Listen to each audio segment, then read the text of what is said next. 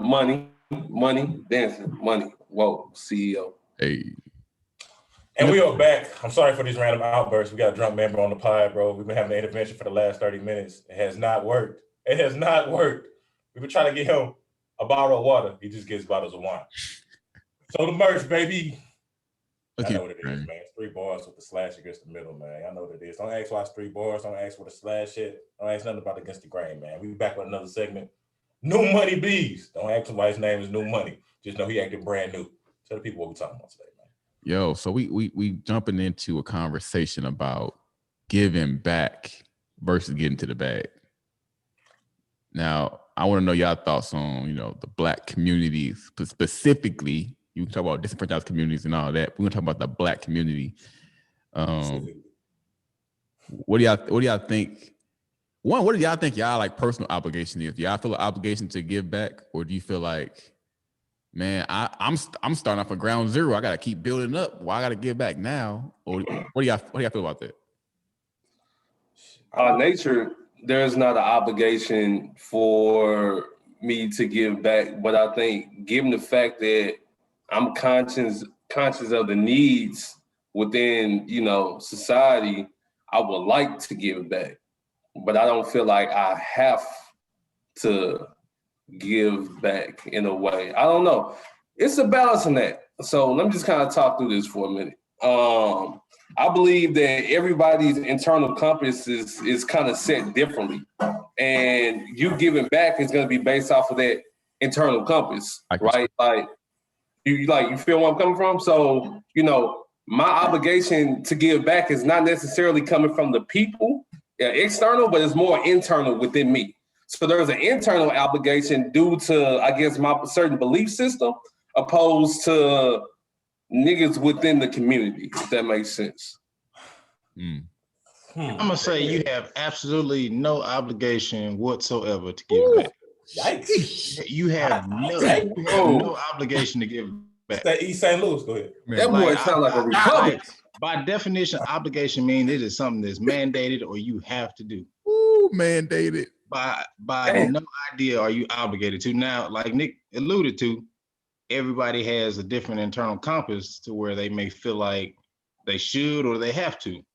Wow. So being conscious of where you come from, knowing the need, and you get to that point, and see, it's all about getting to that point of giving back.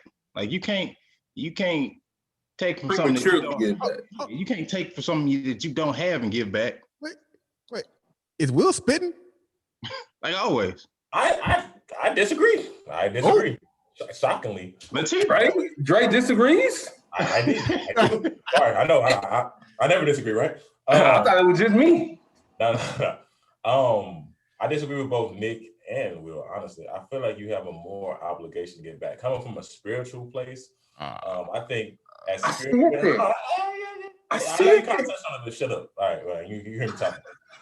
From a spiritual place, like I feel like we have, it's a spiritual obligation for you to be of service. So it's like, I think giving back often ties to money. Shut up, boy. Can I finish my point? Damn. Right. He's over there drunk. He over there shaving. Where my next glass at? All right, bro. Just mute yourself. We need to round field. So what I said. Bro, relax. Shut up. All right, listen. I think spiritual, like you are tired to like give back. You know what I'm saying? But I feel like we always put like the connotation of giving back in like a financial piece. I feel like whatever unique talents are bestowed upon you is your obligation to utilize them in a way that's advantageous towards society, which is in a way of giving back. Like obviously you can give back money, resources, things like that. But I do feel like whatever unique gifts you have, you shouldn't use them for manipulative services. So let's say you got a mean mouthpiece, whatever, right? That sounds weird. All right, let's say you can talk very well. I know some folks with some mean mouthpieces. Woo! All right, so let's say you do that, right? And like you use your, gift. And I'm trying to, articulate this a little better. And it is a gift. Use that gift as a way to like hustle people out of money. You know what I'm saying? You become a hustler. Like, you know what I'm saying? You talking about you walk around with a cast on all day, you're on fire, but you can talk to people, you getting money, getting crazy bread. That's not a great way to give back with the talents that you have. But if you have a voice that inspires others, you can motivate, move, and you doing that in a way as a servitude, I feel like that's when it kind of like plays in that way. I I agree to the fact that we often associate giving back with financial need, but as the Black community as a whole, what's the biggest resource we need as a community? Money. Money. And that's exactly why we, Black people, associate giving back with finances. Kinfolk. I'm going to disagree with that to play devil's advocate, because DZ, you and I talk about this often. If you was to give somebody $50,000, could they turn around and have a successful business in a week or two? So it comes down to behaviors. So I think the biggest thing that we lack, and one of the biggest thing is from behavior standpoint internally, what are we doing with our time? What are we doing with our days, our weeks, our months? So it's not gonna be money, because we see niggas get money. Bro, niggas in the NFL, bro, professional sports is a perfect example. You give niggas money and niggas is broke within 3 years of leaving the league. That's fair. So, bro, so how is it money? Okay. But but Good point. they get money, and a lot of them do go broke. But that's because they're not taught the things that they need to be taught prior to fucking having money.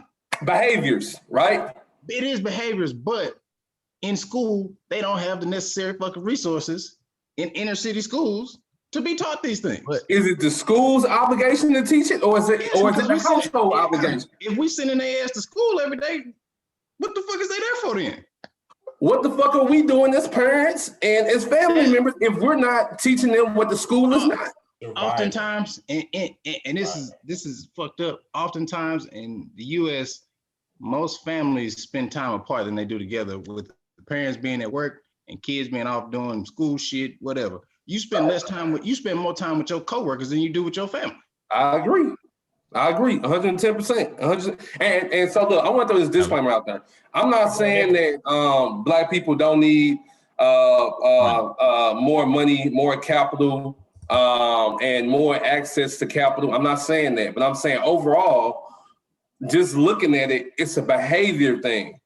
And I think until we really begin to shift our focus from, always looking through the lens of we need more money and we can't do anything until we get more money, we need to shift it to where, okay, what's my skill set and how can I leverage my skill sets and my talents that I have now? How can I continue to develop that so I can make the money needed, so then I can turn around and dump it back into said service?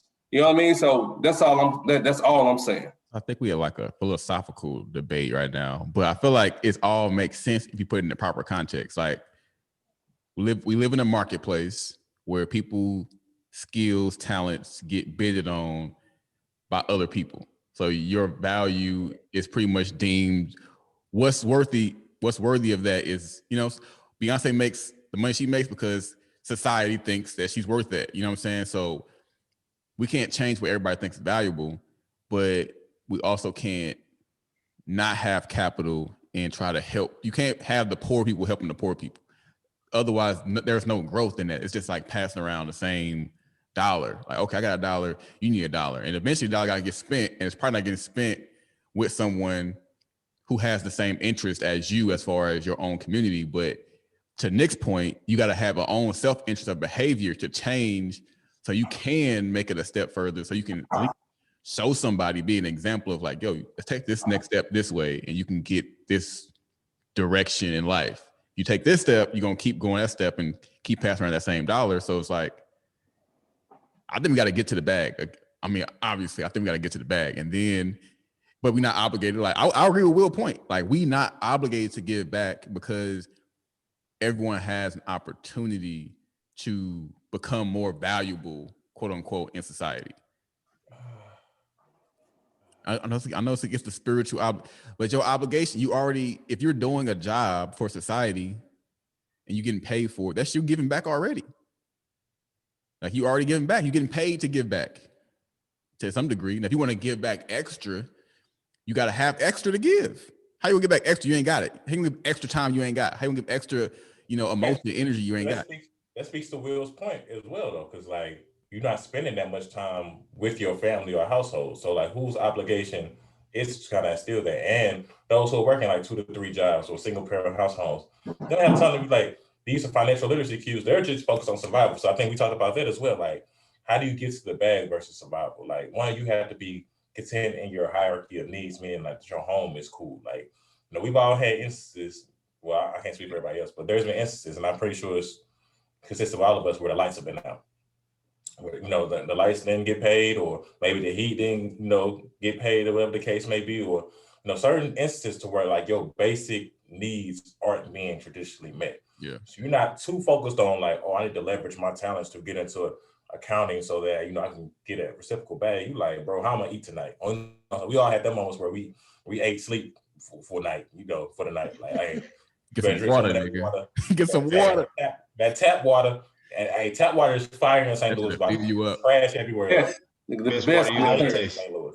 So I ain't no problem eating that tap water. You know what I'm saying? If you eat some of that tap water and you go to sleep, you feel me? So it's like, Water sandwich. so the basic archaic needs of like survival have to be met first.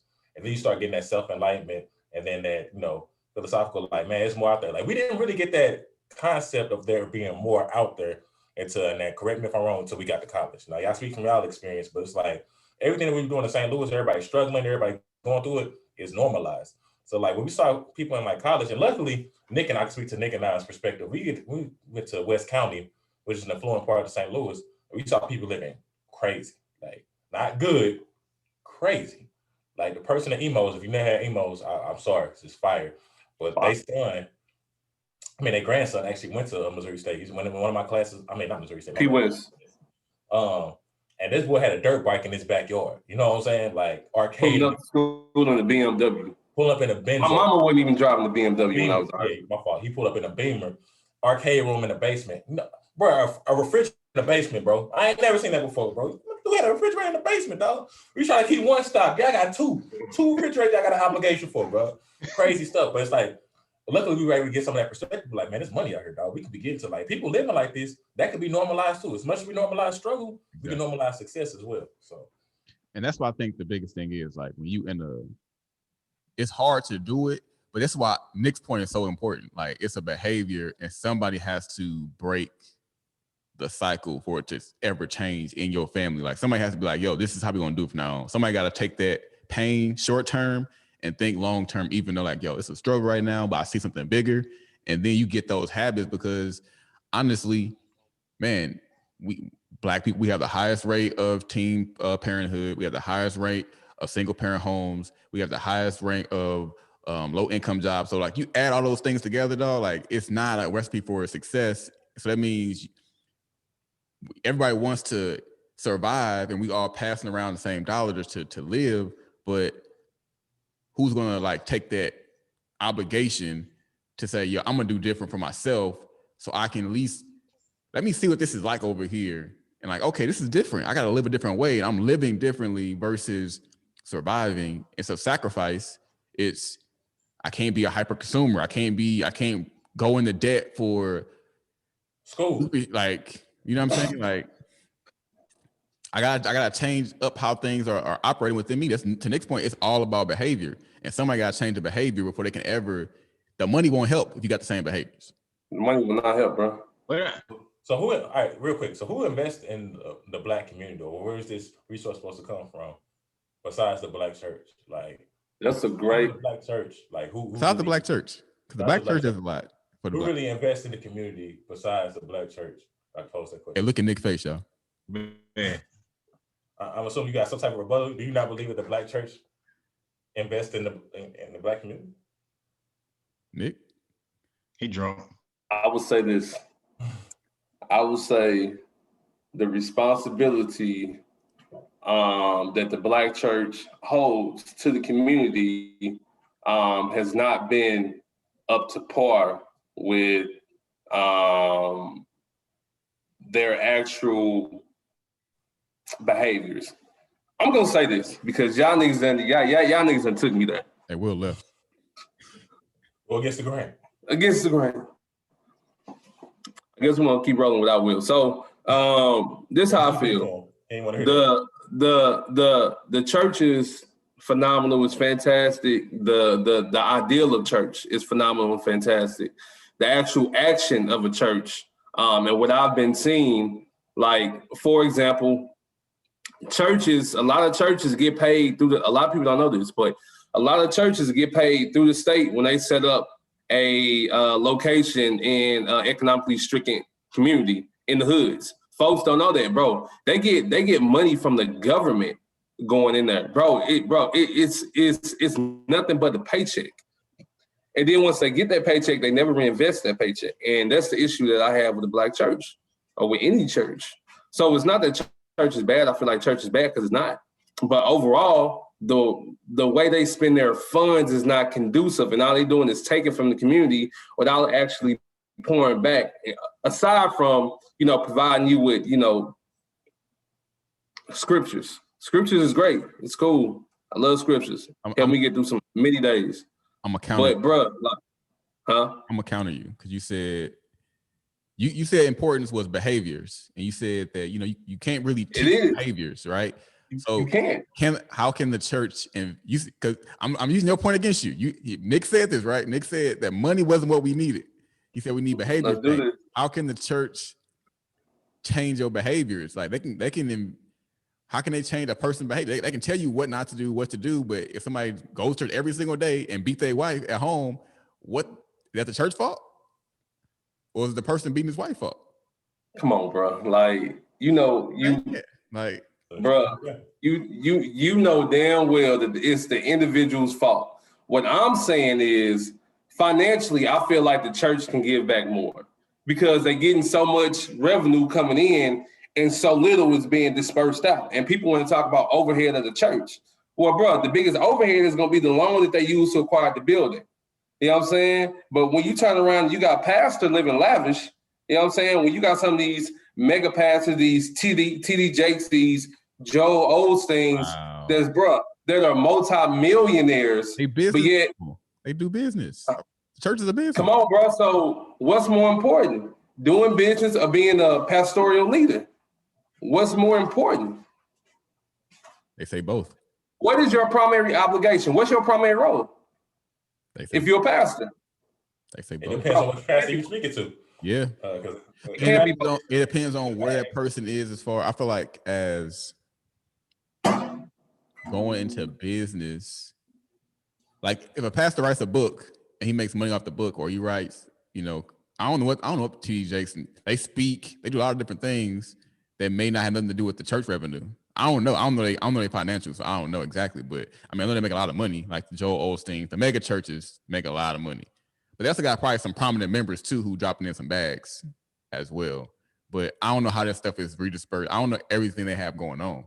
But I don't think the church has enough leverage to offset the damage, to your point, of behaviors in the Black community as a whole. It cannot change behaviors, but the church brings in faith-based organizations bring in, bro, $1.2 trillion a year. People spend $1.2 trillion a year on faith-based organizations. Get this on the air. I will be starting a church in 2021. Bro, why do you think Kanye is now recognized legally as a faith-based organization? Like the Kanye brand, like my nigga tax-free, he don't pay taxes now. He got a faith-based brand? Yes. Bro, like those Sunday services and stuff, bro. Like, he's recognized as a faith-based organization. I am also he don't pay taxes a faith-based organization. Help him become a billionaire. Tax write-offs are something vicious for those, I am also a faith-based organization. Wow, this nigga busy. No thing, boy. I'm trying to say, it's a good business model. It's you want to separate the whole thing. This is the thing people are. You cannot view church as a business. But I mean, business is you can't. We have to take the negative connotation word around the word business away, because business, you all do business. You go to work, it's a business. You're saying, yo, I'm doing this for this, and people are providing resources, capital, energy, time, volunteering, whatever, because they see the value of the product. People not being tricked into paying money. They're willingly doing it. So they see a value in doing it. What we see on the outside is if their value was tangible or not is debatable, because are they not being tricked though? Is it not a trick? It's not. I don't think anything. How so? Yeah, you go in the church. They say because number one, 10%. Number one, churches mandate 10%. Bro, there's nowhere in the Bible to where you have to give 10%, but people don't really do their homework. Number two, bro, you got some churches to where you have to submit your W-2s, your tax information to show how much you make yearly to ensure that you're giving the proper amount every year. I That's ain't crazy. never seen or heard of that. No, that's wild. This is a whole Come on, bro. Hold on a Now second. I mean, as far as the 10% whole other mandate, thing. I mean, they can't go in your pocket and pull out 10%. Hey, that's wild. Bro, They can't make you put 10% in. That's a very viable I'm business. letting you know. That's all I'm saying. Bro, listen, some churches, bro, you gotta submit your W-2s, bro, in order to ensure that you donate your 10%. That I had no idea about. Okay, so I just say my little piece real quick about how the church pertains to, I guess, this overall argument, getting to the bag versus moral obligation and things like that. It's just like, I think churches have to be culturally and socioeconomically conscious and responsible. Meaning, like, if you see the landscape of what's going on in your community and you're not intentional about improving that community other than just giving moral, feedback and encouragement and faith-based encouragement, if you're not entrenched within that process of overall the betterment of the people that you serve, then you are doing a disservice to that community. I'm not saying it's your sole obligation to be hands-on, provide financial literacy workshops, queues, and have finance, investors, CPAs, auditors come into church every day. It's not the primary objective. However, it needs to be an intermix of all of that. If you see, there's an excessive drug use in the problem, in the community, you need to have some, drug admissions counselors who come in, maybe people who were previous addicts that come in and speak to their testimony, speak their truth, talk about how God or whatever faith-based religion they're with aided them in that process, and then have people have tangible feedback on how they can better themselves. Same thing if we see an economic crisis going on within that community, you need to have financial advisors, CPAs, auditors, help people improve within that community. If there's a food desert within that community, have people who have agriculture backgrounds tell people how to grow things within their home that's legal, that can be done within the community. Like, if you see issues, you are a faith-based organization who does take 10% like me of the proceeds within that community, you need to be conscious and active in that process of bettering that community. If it's just on Sunday, you just kind of giving words, then I feel like you are doing the service. However, I have seen churches who do all of those things as well. Facts. In which I just want to say this. I want to give a shout out. There is a church here in St. Louis, Friendly Temple. I think they do an amazing job of empowering the community. That particular pastor, I forgot what his name is, but he has literally rebuilt that entire community around the church. So he bought back the block. He built a senior citizens apartment building. He's also doing a lot of economic development. So I believe the role and the responsibility of the Black church has really evolved over the years. And I believe Friendly Temple in St. Louis, they've done a good job of really being the pillar and really being true leaders within the community, opposed to, a pastor taking all the money and you living in a $30 million house and all your people that's given to you ain't got shit. And every time they come to church with some type of financial issue or financial assistance that they may need help with, and you pray about it, you touch the degree, and then you go back to your $30 million house. So just with a good conscience, I don't know how a lot of pastors are doing that. And my premise earlier was directed towards those type of leaders, not a church like Friendly Temple that's doing a fantastic job. You know what, Nick and Dre, that was very well said. Y'all don't do or say much right, but y'all did that. That was one of those rare moments. I'll give y'all props. Hey, boy, shut up. I want to put this last point in before we wrap That up. boy ain't even got no T-shirt on up under his hoodie. Sleazy, boy. Musty is a thing. It's a V-neck. No, but I want to say Dre's point, he was like, how can a pastoral leader not, do these certain things? I think we have to also look at some people are in positions of leadership and they may come from a situation where they never even were exposed to a higher consciousness, because maybe it's a lot of pastors that are not financially well off. You know what I'm saying? So they're teaching also from their survival mechanism as well. So it's sometimes I don't want to say blind leading the blind, because there is spiritual leadership as well. But we talk about the material world and finances and security, and when you got emotional issues, all those kind of things, sometimes because of the people have to unite anyway to find spiritual, you know, growth and development, but they don't always equal material development, and sometimes that hinders like the progress of a community. But So for sure, shout out to all the righteous leaders. You know what I'm saying? If you come from a moral place of No great doubt. gratitude and things like that, man, we applaud you. We salute you. Anybody who not what they get right, better get right. We're gonna talk about you on this motherfucking show. Or life gonna make sure you get right in one way or another. You dig? But Will, man, tell the people where they can follow us, dog. Hey, y'all know what to do. Go to YouTube, like and subscribe, leave some comments. Be on the lookout for more content. You know what I'm saying? We got some heat coming for y'all. And then go ahead, go over to IG, Twitter, and Facebook, and follow us at ATG Pod 3. Hey, and also real quick, don't forget, use Nick promo code Nick50 to go patronize my boy Beezy. You're gonna get 50% off everything. If the link don't work, it's Beezy fault. But please go to the Beezy website and patronize him. Nick50 is the coupon code. JMalikCoaching.com. we are also a nonprofit. Please, all proceeds send to DeAndre's PayPal. Hey, it gets the grade, man. We out.